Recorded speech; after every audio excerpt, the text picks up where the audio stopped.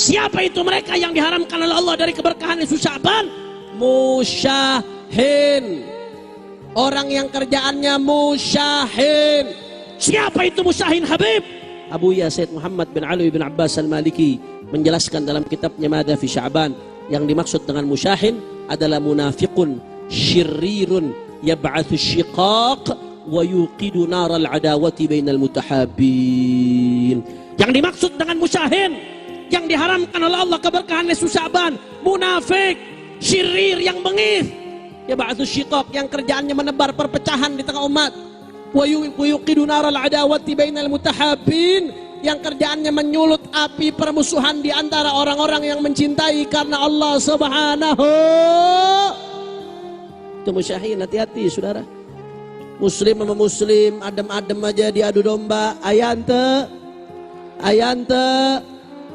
Kadang-kadang ormas sama ormas saudara, sama-sama muslim diadu domba, ayaloba. Kadang-kadang majelis sama majelis saudara, sama-sama muslimnya, sama-sama anak majelis, tapi ngelihat saudaranya yang beda majelis kayak ngelihat kafir harbi saudara. Benci, ada ketidaksukaan. Ente ngaji apaan di majelis sampai benci masih sama muslim saudara? Apa yang kita pelajarin di majelis? Majelis itu perantara kita menuju Allah. Kalau tujuannya sama-sama Allah, kenapa harus saling benci? Betul? Betul? Betul? Musyahin itu hati-hati saudara. Kadang-kadang luar biasa antara ormas sama ormas, thariqah sama thariqah saudara. Ribut. Pengikut wali sama pengikut wali ribut, sama-sama ngikut wali, walinya gak ribut saudara. Betul atau tidak? Bahkan belakangan ini saudara, Habib sama Kiai diadu domba. Ada orang bangun tidur langsung adu domba Habib Kiai kerjaannya sekarang saudara. Saya mau tanya yang begini, ayah lo Pak. Kurang kompak, ayah lo Pak. Ayah lo Pak. Itu namanya musyahin. Orang yang kerjaannya ngadu domba umat Islam, apalagi ngadu domba Habib Kiai yang hubungannya selama ini baik, harmonis, luar biasa, disebut sebagai musyahin. Termasuk kelompok-kelompok yang gak akan dapat rahmat Allah walau di malam nisfu Sya'ban. Na'udzubillah min. Makanya kadang-kadang saya gak habis pikir, Masya Allah, ada apa ini saudara? Kok umat mau dibentur-benturkan dengan isu-isu rasisme saudara, isu-isu suku, isu-isu ini, isu itu, umat dibenturkan saudara. Ya, dulu sebelum Indonesia merdeka saudara, itu salah satu strategi Belanda seperti itu saudara. Orang dipecah-pecah dengan cara membagi-bagi status sosial. Anda bisa buka di Wikipedia. Itu Belanda itu membagi-bagi warga menjadi 3 tingkatan. Tingkatan pertama ini dari Belanda nih. Tingkatan pertama orang-orang Belanda sama orang-orang Eropa lainnya saudara. Tingkatan kedua, warga tingkat kedua, orang India, orang Cina, orang Arab dimasukin sama Belanda saudara. Ada warga tingkat 3 yang disebut dengan pribumi. Ini yang mengotak-kotakan seperti ini siapa? Belanda saudara. Anda bisa buka di sejarah. Belanda sengaja mengotak-kotakkan seperti itu. Tujuannya buat apa? Supaya ada kecemburuan sosial.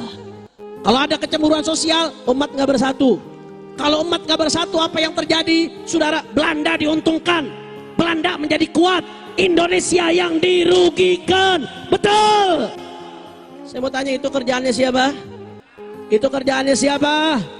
Belanda, saudara. Begitu Indonesia merdeka. Sebelum Indonesia merdeka, kita kenal yang namanya Sumpah Pemuda. Di Sumpah Pemuda itu kita udah nyatakan kita semua satu. Bahkan ada setelah itu namanya Sumpah Pemuda Arab, juga menyatakan melebur satu. Bahkan begitu Indonesia merdeka, kita kenal dengan istilah Bhinneka Tunggal Ika. Apa artinya Bhinneka Tunggal Ika? Walaupun beda-beda suku, beda-beda budaya, beda-beda bahasa, beda-beda warna kulit, bahkan beda agama, kita tetap satu Indonesia. Betul tidak? Betul tidak? Kok tahu-tahu ada yang mau ngajak balik ke sebelum merdeka lagi saudara? Orang mau dipecah belah dengan isu rasisme, mau dipecah belah dengan isu suku saudara, mau dibentur-benturkan, sama-sama anak Indonesia. Siapa ini kerjaannya? Saudara, kebencian rasisme atas nama suku dan lain sebagainya, apapun wajahnya saudara, selain itu dilarang oleh agama, selain dilarang oleh undang-undang negara, itu dianggap sebagai pidana. ada undang-undang yang menyatakan hukum pidana buat mereka yang mengutarakan kebencian atas nama suku, rasisme, saudara. Tapi nggak sampai di situ, saudara. Kebencian rasisme atas nama suku bahkan dikecam oleh dunia. Ente kalau nonton Liga Champion, tahu Liga Champion? Hah? Bentar lagi Madrid lawan City playoff. Liga Champion. Itu kalau di Liga Champion kadang-kadang di pinggir-pinggir lapangan tuh ada gambar-gambar. Sponsor-sponsor ada tulisan say no to rasisme. Ente kalau nonton Liga Champion ada tuh. Ente nontonnya Liga Zimbabwe sih. Say no to rasisme, anti rasisme. Artinya apa? Jangankan masyarakat muslim, orang Eropa sekalipun, Amerika sekalipun, berbagai belahan dunia sudah muak yang namanya ujaran kebencian atas nama suku. Makanya saya kasih contoh sekarang di Spanyol. Kalau ada pemain misalkan berkulit hitam, saudara, yang dari suku tertentu kemudian diejek-ejek oleh orang kulit putih, itu bisa dipidana, saudara. Itu dikecam rame-rame oleh media, oleh lain sebagainya. Kenapa? Karena memang kebencian atas nama suku, rasisme merupakan tindakan primitif yang tidak sesuai dengan adab manusia, saudara. Betul, betul. Makanya udah gak nyambung, udah bukan zamannya. Umat diadu domba, habaib kiai diadu domba dengan kebencian-kebencian rasisme, saudara. Kebencian-kebencian atas nama suku lah, saudara. Kebencian-kebencian bawa-bawa masalah nasab lah, saudara. Babakik. Masya Allah, saya sampaikan ini karena cinta, saudara. Enggak, ini bukan soal ilmiah. Kalau soal ilmiah udah clear. 2 kali kami ajak diskusi dengan baik-baik, orangnya nggak datang, saudara. Udah kelar kalau soal ilmiah. Enggak, ini bukan soal ilmiah, saudara. Kalau soal ilmiah, buku udah selesai.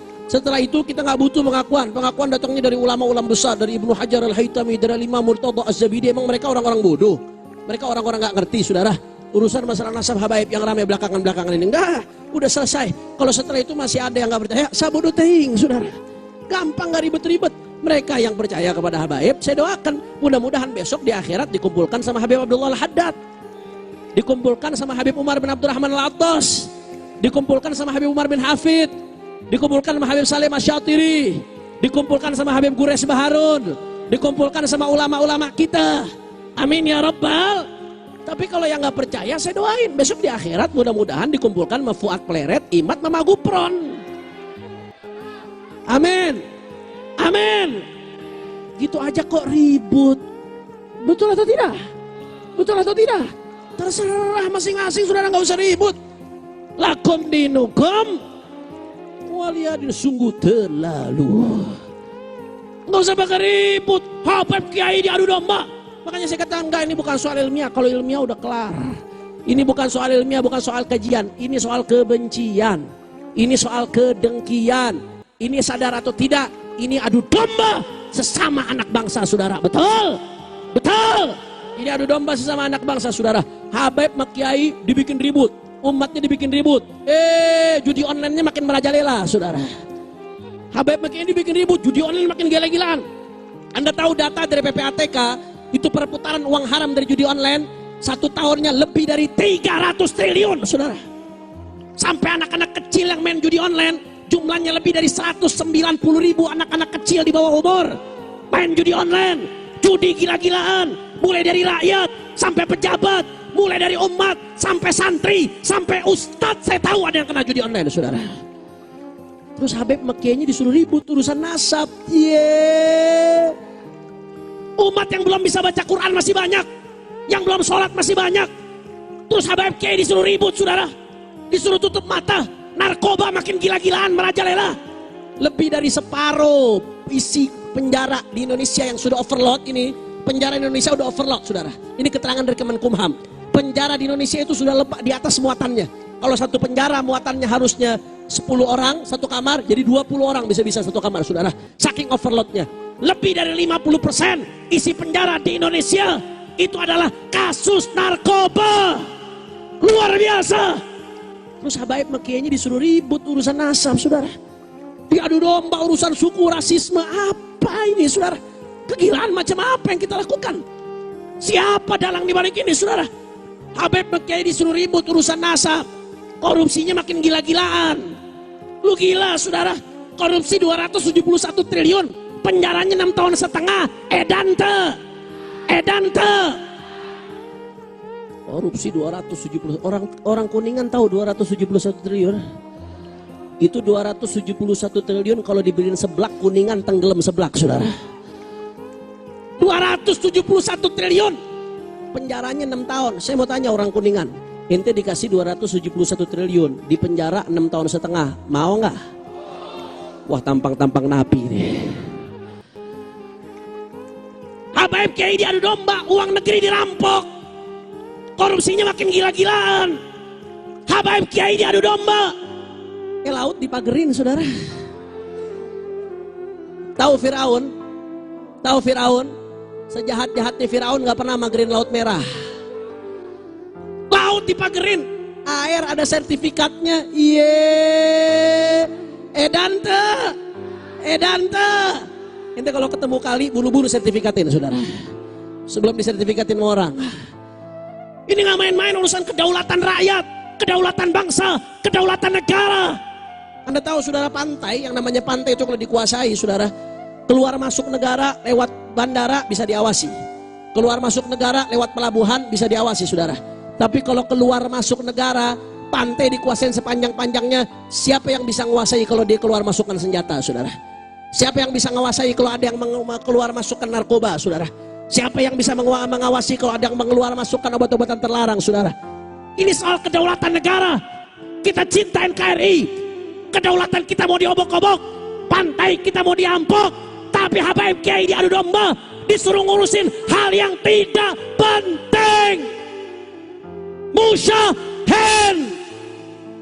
Ini namanya musyahin. Orang yang seperti itu kalau nggak tobat minta ampun sama Allah Subhanahu wa taala, besok malam nisfu Sya'ban nggak dapat rahmat dari Allah Subhanahu wa taala. Mudah-mudahan semua yang seperti itu dikasih taufik dan hidayah Allah taala. Termasuk kita. Mudah-mudahan Allah kasih kita taufik dan hidayah Allah Subhanahu wa taala. Makanya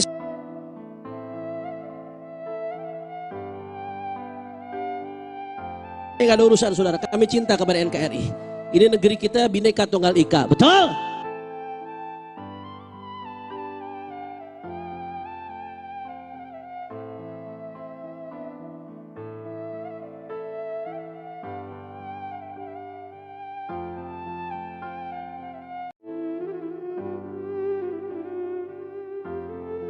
Nggak ada urusan, saudara. Kami cinta kepada NKRI. Ini negeri kita Bhinneka Tunggal Ika. Betul?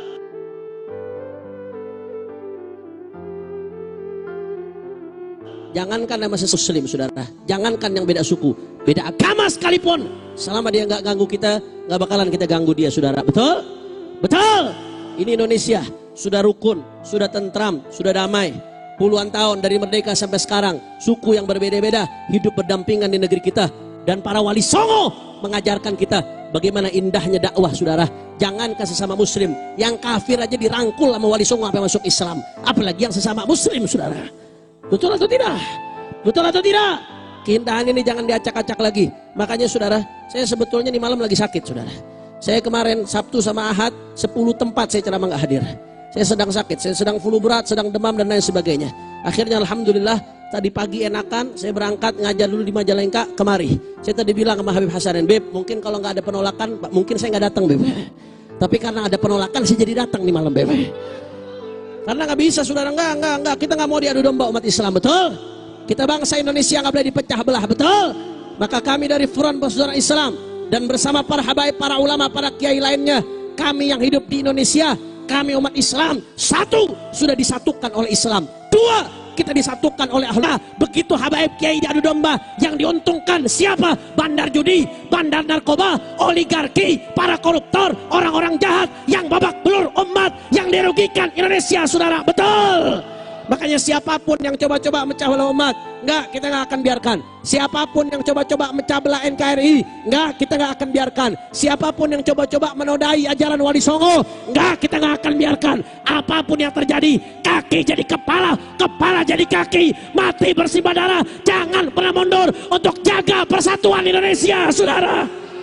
Allahu Akbar, Allahu Akbar, Allahu Akbar. Makanya saya mau tanya masyarakat Kuningan, siap bersatu? Kurang kompak, kurang semangat, siap bersatu? Kurang semangat, siap bersatu? siap rapatkan barisan, siap jaga persatuan, siap jaga kesatuan, siap jaga NKRI. Kalau ada yang mau ngacak-ngacak persatuan Indonesia, diamkan atau lawan? Kalau ada yang mau ngacak-ngacak persatuan Habaib dengan Kiai, diamkan atau lawan? Kalau ada yang mengacak-acak persatuan umat Islam, diamkan atau lawan? Siap rapatkan barisan, siap jaga NKRI.